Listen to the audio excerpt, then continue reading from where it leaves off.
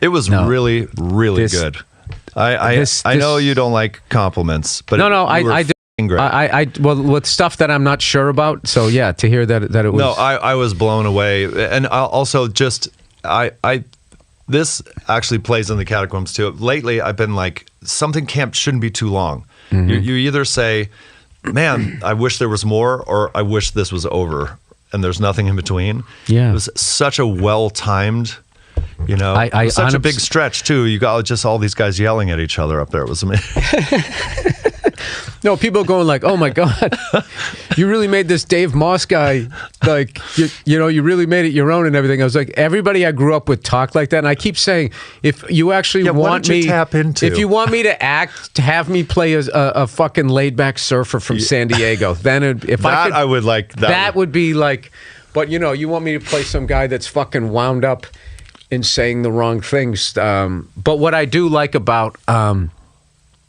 What I do love about it is the over talking, and figuring that out with like the timing of that. That's what blew my mind, because I went and watched the movie last night after dinner again, just to get. I can't wait to watch it again. I can't wait to watch it again. It's fucking great. You said you were talking about Jack Lemmon. Jack Lemmon was so incredible. The way he's flipping into salesman mode and then coming back to it, and his desperation, and to the daughter, the flare-ups of anger, of like that thing, and a lot of it was from insecurity too. He's like got his moment where he thinks he's on top of the world, and then he had these other herniations of anger. He was fucking incredible. Well, I also think where they were saying how it used to be dark and now people, it's like. Are laughing watching it. I mean, we're definitely doing it. It got a lot of laughs. Well, it's a great script. But I feel like it's like gallows humor that everybody can now relate to. I put the best years of my life into your company, and now I'm finding out how expendable I am.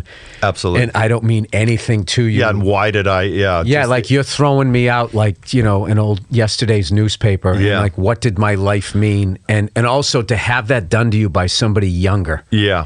Is something like, our whole generation, the amount of people that I know that are in their 50s that help build a major part of a company for profit, and they just don't want to pay them. Yeah. And now that they sort of they bring in the new guard in their 20s, they sort of have the Ferrari, ready to go on the track, and they just go, well, you take him out, and we'll put this 20-something in, and then they fuck the 20-something-year-old person. They don't give them any money, and they just keep it on the track, and we'll be fine. I think that's why it's been getting. The laughs that it does, but like I've always been envious. I was actually surprised. I mean, I laughed a bunch too, but it was so across the board. The whole audience was laughing, especially your big monologue.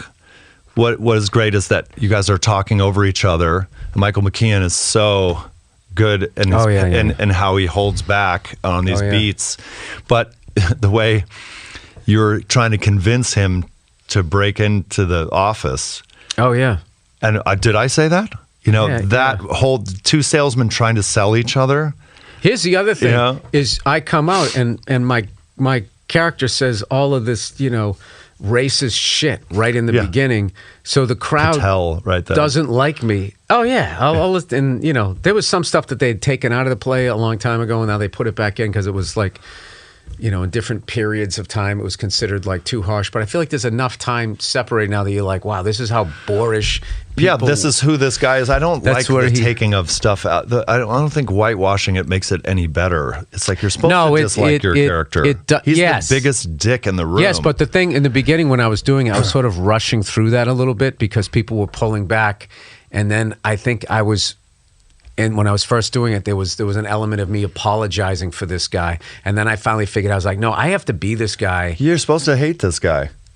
But you're supposed to, but what I do love is those racist moments get the right laugh. Right. They're like laughing at how stupid this guy is. Yeah. And my favorite line that he says that really sums up white racism is when he talks about the Indians and he says they like to feel superior. Yeah. And that's literally what he's doing. Yeah, he's trying to do. He goes in as a white guy talking to these Indian people and he immediately feels, I am I am superior. I am, and I am superior. Automatically smarter because I am white, and God thinks I am the best because this is what other white people told me, and God never said that. So he goes in there, and these people have like their own businesses. I can't trick them. Yeah, I can't. But the whole thing is I can't trick them. I can't trick them out of their life savings. And then my takeaway from that is not like, wow, these people are hardworking, smart. They're not taking my bullshit. And all of this. I can't trick them. I look at it like, oh, you like to feel like, look at this person thinking they're superior to me when they are. My shit doesn't work. When they are. So that's what.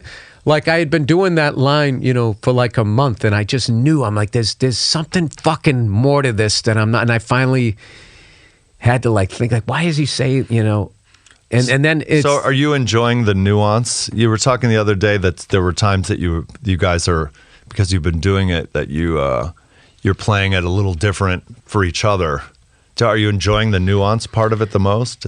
That like when he throws it back differently, I love when he does that, or like different reactions and stuff. And that's good too, because it makes you present. And then also if like... it keeps you back in the moment. And if you stay in the way that you did it every time, then you almost go into robot mode, and then if all of a sudden you lifted your eyebrow up and you never did that before, that causes a brain fart, and then I'll lose a line. Like, what the fuck just happened there? And then I've noticed that a couple of times where I then was like, okay, this is how it works, and then I have a good performance. So I did that for a few shows in a row, and then Michael threw the ball a little bit different, and I almost missed it.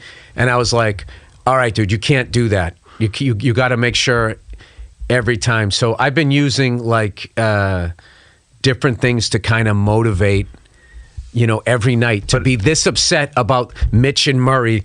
I just use whatever I'm thinking about that day. Like I relate to Mitch and Murray fucking up their good thing the way streaming services came in to Hollywood and took an already difficult business and just put it in their pocket. And then they go, the business is shrinking. Into your pocket.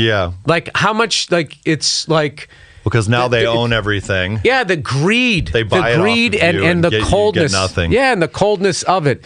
Is just same like, thing in the music business. Like because there was a point like it was always harsh. And to see that someone could come along and be like, oh, easily. That's not harsh. This is fucking beyond. Like the new Satan. So I kind of like, I have the idea in my head like when I picture those guys, because they have downstairs on the wall, they have like, the ideas of like who would play them if they were in the movie or whatever, if they were in the play. And for me, it has to be people I know, So who do you got then? Well, I could tell you off air. Oh, yeah. Well, so it's like people. What I would go back to then is the tinkering.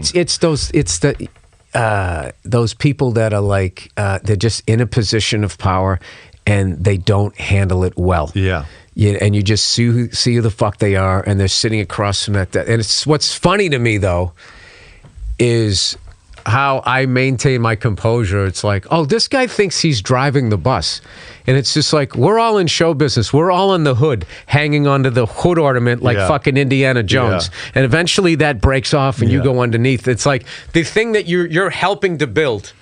Is going to drive you over. I mean, what you can say about all of us who went to these streaming services and helped them put everything else out of business. Well, but we have to go somewhere.